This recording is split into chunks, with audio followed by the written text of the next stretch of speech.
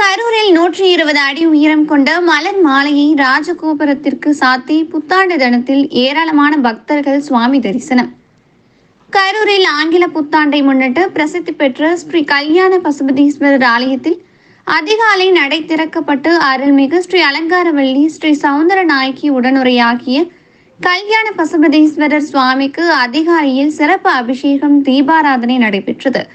பின்னர் ராஜகோபுரத்திற்கு 120 அடி உயர மலர் மாலை பூஜிக்கப்பட்டு பக்தர்கள் தங்கள் கையில் ஏந்தியவாறு ராஜகோபுரத்திற்கு ஏற்றினர். இதில் ஏராளமான பக்தர்கள் கலந்து கொண்டு சுவாமி தரிசனம் செய்தனர். இதேபோல் கரூர் மாவட்டத்தில் உள்ள பல்வேறு ஆலயங்களில் மூலவர் மற்றும் உற்சவர் சுவாமிகளுக்கு சிறப்பு அபிஷேகம் நடைபெற்று அதன் தொடர்ச்சியாக சிறப்பு அலங்காரமும் செய்யப்பட்டிருந்தது. ஆங்கில புத்தாண்டை முன்னிட்டு அதிகாலை முதலே பல்வேறு ஆலயத்திற்கு பக்தர்கள் குடும்பத்துடன் சுவாமி தரிசனம் செய்து வருகின்றனர் என்பது குறிப்பிடத்தக்கது.